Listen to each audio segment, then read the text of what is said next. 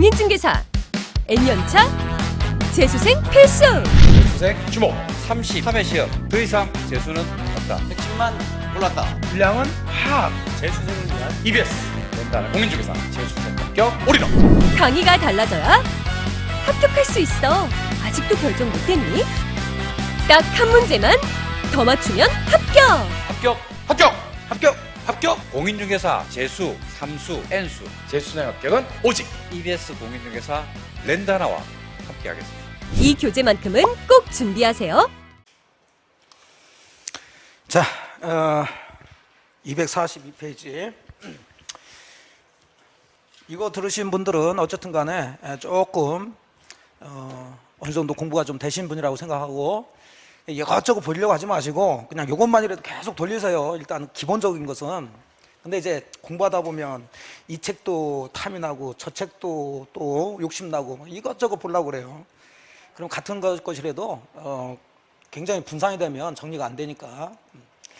자, 이 민법상 불능은 이제 원시적 불능하고 후발적 불능에서 뭐가 문제되느냐, 이제 그것 따지는 건데, 밑에 그 내용, 요거는 여러분들이 한번 이제 나중에라도 이제 보고 안 되면 여러분들이 이제 한번 외워보시는데, 이 중에서 이제 계약 체결상의 과실 책임하고 그 다음에 우연부담 문제, 이 두 가지를 지금 여기서 같이 정리를 하려고 그럽니다. 여기서 본 것처럼 계약 체결상의 과실 책임이라는 얘기는 어디서 문제가 되냐면 원시적 불능에서 문제가 되는 거예요. 근데 우연부담 문제는 불능 중에서도 후발적 불능에서 문제가 돼. 일단 불능 중에서는. 그러고 나서 또 이제 나눠지는데, 자, 그러면 계약 체결상의 과실 책임이 뭔지 시험에 많이 나오는 파트는 아니지만 의의에서 2번 보시면 돼요. 이 계약 체결상의 과실 책임은 원시적 불능으로 인해서 무효인 경우에 문제가 돼요. 그럼 원시적 불능으로 무효가 된다는 것은 원시적인 전부 불능이 돼야 되는 거죠. 원시적 전부 불능. 네. 자, 현실적으로 그런 일이 거의 없다고 그랬는데 갑과 을이 3월 10일 날 저 X 부동산에 대해서 매매 계약을 했다. 그럼 이 매매 계약이 가능하려면, 내용이 가능하려면 갑의 건물이 그대로 있어서 소유권 이전해주고 얘는 대금 주고, 자, 이래야지 가능한데, 불능 그러면은 이제 대금에는 불능이 나올 수가 없고 이 부동산에 대해서 불능이 나온다고 그랬어요.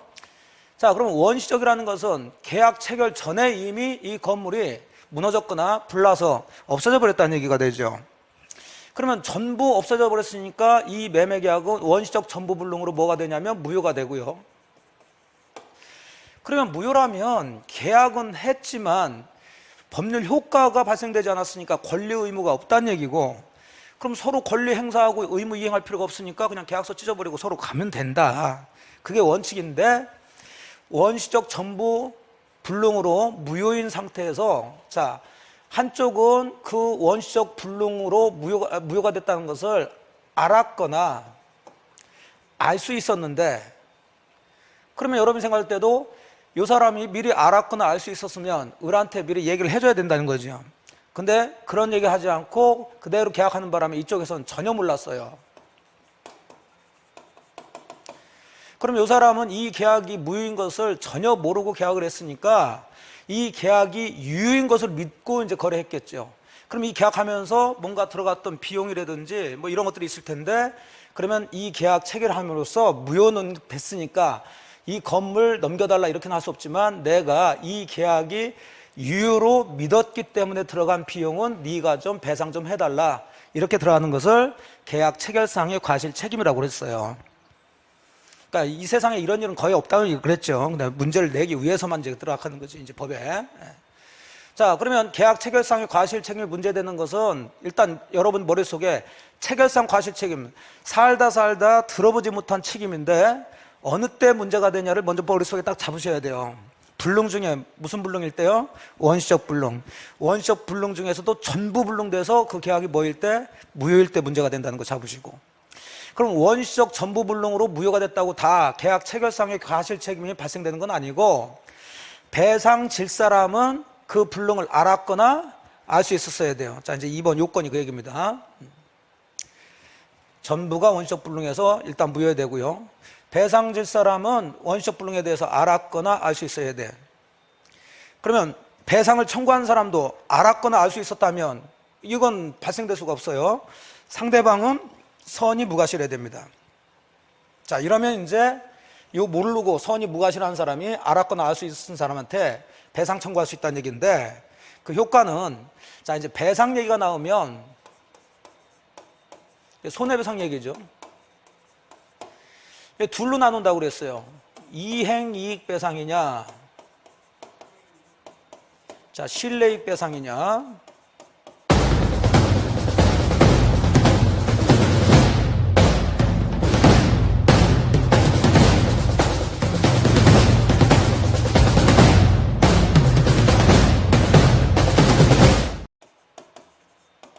요건 여기뿐만 아니라 이제 뒤쪽에서도 각종 손해배상 나오면은 이런 것도 이제 물어보게 되니까 잡으시라고 그랬는데, 자, 이행이익 배상이라고 그러면은 전제 조건이 계약이 유효인 걸 전제로 한다 이렇게 보시면 돼요. 자, 유효일 때 얘기한다. 왜? 계약이 유효가 돼야 채무가 발생하고, 채무가 있어야 채무 뭐란 얘기가 나오니까, 이행이란 얘기가 나오니까. 그러면 채무를 이행해야 되는데 그 네 채무를 네가 이행하지 않았기 때문에 내가 이만큼 손해가 났으니까 배상해라. 이게 이행이익 배상이에요.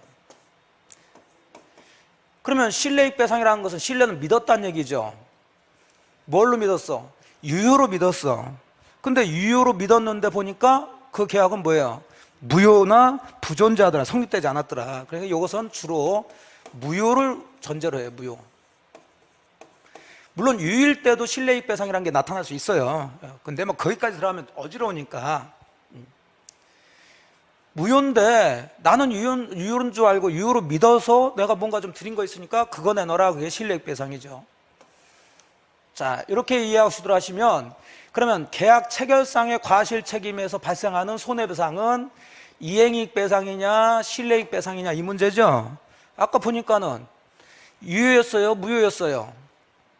무효였지요. 무효인데 한쪽에서는 무효인 걸 모르고 유효라고 믿었기 때문에 배상해 주라는 얘기죠. 그래서 무슨 이익 배상, 실내 배상 이런 얘기예요. 자, 이걸 잘 이해하시면 저 뒤쪽에서도 이걸 가지고 몇 개 물어보는 데가 있어요.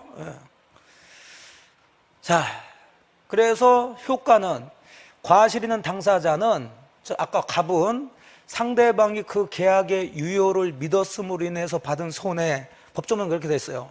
그럼 유효를 믿었음으로 인해서 받은 손해를 한마디로 하면 무슨 이익? 실내이익 배상. 실내이익 배상을 해야 된다. 다만 구체적인 배상액은 이행이익액을 넘을 수가 없어요.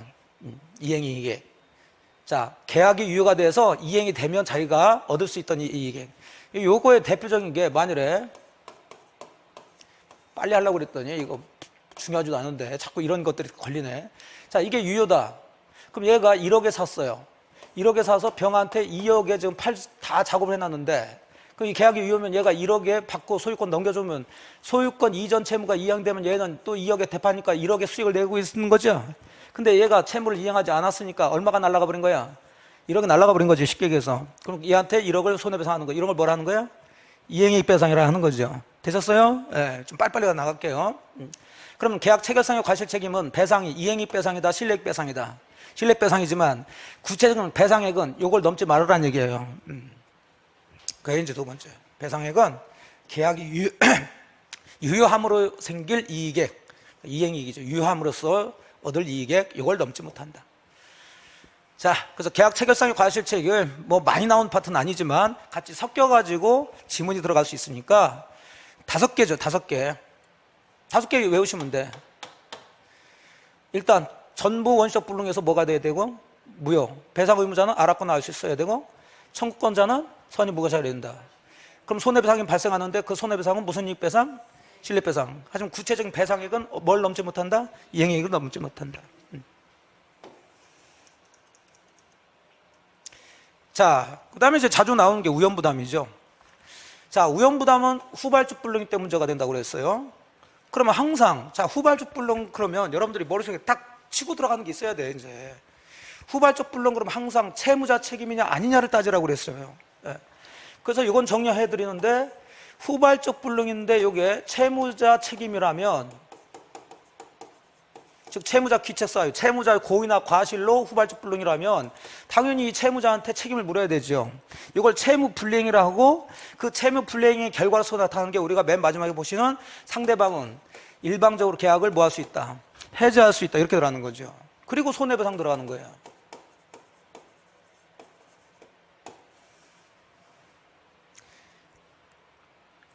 그러면 살짝 한번 다시 연결해 볼까요? 그러니까 이 민법은 어느 정도 원리만 들어가면, 그러면 후발적 불능인데 그 불능이 채무자 책임으로 불가능해졌다. 그러면 상대방 측에서는 계약을 해지하고 뭐 청구할 수 있다고요? 손해배상. 그럼 기본적으로 이 손해배상은 실내이익 배상일까요? 이행이익 배상일까요? 이행이익 배상이 될 수밖에 없지, 원칙적으로. 후발적 불능은 계약 자체는 유효잖아요. 자, 이해되시는 거죠? 그런 식으로 이렇게 원리 이해하시면 이제 막 여기저기 외우지 않더라도 이제 뽑아낼 수 있다고요. 자, 근데 채무자 책임이 아니야. 뭐 태풍으로 무너졌든지 아니면 뭐 제3자가 방화했다든지 이렇게 들어오죠. 근데 채무자 책임이 아닌데 상대방은 계약 해지한다, 이런 얘기 나오면 안 된다고. 여기는 요게 지금 우리가 배울 무슨 부담 문제? 우연부담 문제가 되는 거죠. 우연부담. 자, 그래서 항상 후발적 불능은 둘 중에 하나로 끝나니까 항상 채무자 책임이 아니냐를 먼저 따져가지고 결과를 들어가서 진행을 해줘야 돼요. 그럼 우리는 이제 우연부담을 배우시니까 그럼 거꾸로 들어가는 거죠. 우연부담은 후발적 불능 중에서 채무자 책임 없는 후발적 불능이어야 되고요. 또 하나의 특징이, 아까도 말씀드린 것처럼 우연부담 문제가 생기는 것은 모든 계약에서 발생하는 게 아니라 무슨 계약에서? 쌍무계약에서만 발생이 되는 거지.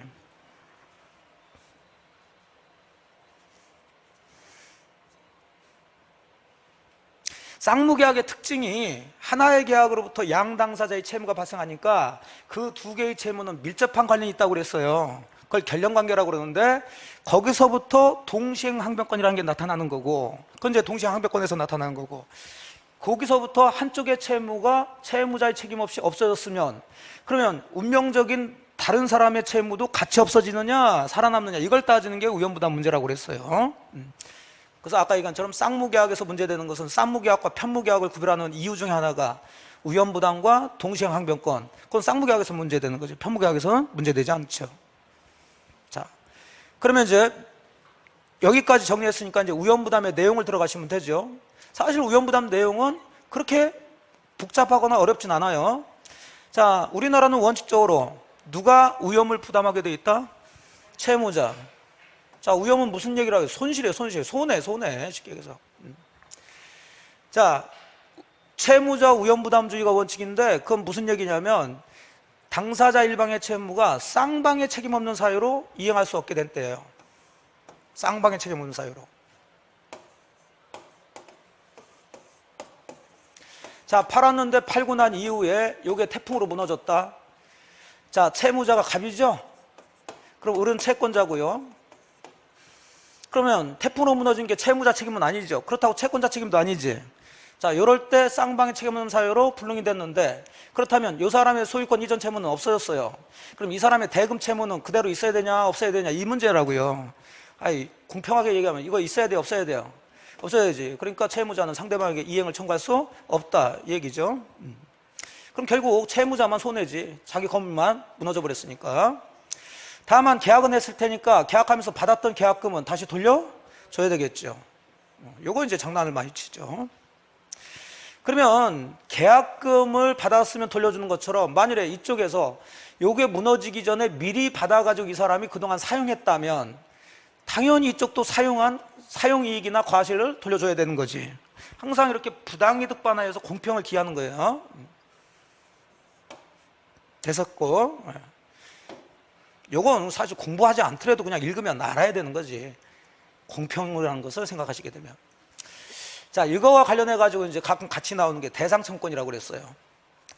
자, 대상청권은 일단 기본적으로 토지 매매 계약을 했는데, 자, 매매계약 이후에 이 토지가 강제 수용이 된 거죠. 자, 그러면 이런 경우 일단 구조를 잡으셔야 돼요. 이런 경우 계약 체결상의 과실 책임이 발생될 수 있어요, 없어요? 없죠. 계약 체결상의 과실 책임은 원시적 불능이기 때문에 문제가 되는 거니까. 계약 후에 수용됐으니까 이건 후발적 불능이다. 이거 보면서. 자, 후발적 불능이지만 채무자 책임인가요, 아닌가요? 아니니까 이거 우연부담 문제로 들어가셔야 되는 거야. 그래서 기본적으로는 갑은 토지 소유권 이전을 해줄 필요도 없지만 을 보고 대금 달라고 청구할 수도 없다. 이렇게 들어가줘야 되는데 여기서 이제 문제가 되는 게 아까는 건물이 무너져 버렸으니까 뭐 하나도 뭔가 나온 것도 없지만 여기는 토지는 수용이 되는 반면에 얘가 뭘 받게 되냐면 보상금을 받게 된다고요. 이래서 문제가 되는 거지.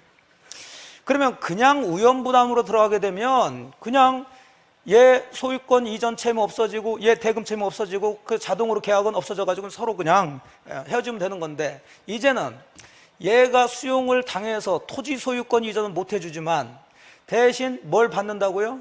보상금. 그럼 생각해 보세요. 만일에 1억에 매매 계약을 했는데 보상금이 1억 5천만 원이 나온다. 자, 을의 입장에서는 조금 아쉽지 않나요? 조금만 있었으면 자기한테 이전이 돼가지고 자기 거였을 때 수용됐으면 자기는 1억에 사서 1억 5천만 원의 보상금을 받았을 텐데 사놓고 그 후에 수용되는 바람에 아직은 소유자가 갑이니까 얘가 보상금 1억 5천만 원 받고 그대로 끝난다면 약간 좀 아쉬운 면이 있더라는 거죠. 요때 인정하는 게 무슨 청권? 대상청권. 채무가 불가능한 것을 기준으로 해서 그 채무자가 받을 돈이나 받을 물건이 있으면은 그것을 대신 달라 이렇게 청구할 수 있는 거예요. 대상. 보상금을 대신 달라. 그렇게 생각하시면 되지. 이해되셨죠? 자, 그래서 개혁본 보시면 대상청권은 이행 불능하게 하는 사정의 결과로 채무자가 이행 목적물에 대신하는 어떤 이득을 취득할 경우에 채권자가 채무자에 대해서 그 이익을 달라고 청구할 수 있는 권리예요. 그러면 그 얘기는 결국은 이 사람은 이 계약을 없애겠다, 그대로 유지하겠다는 얘기 이제는. 그래서 이 사람은 두 가지를 선택할 수 있는 거예요.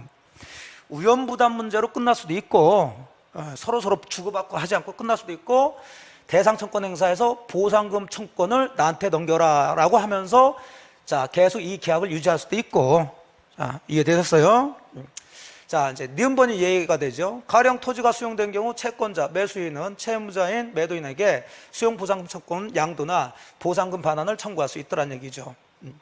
그렇다고 해서 수용보상금 자체가 을한테 귀속되는 건 아니죠.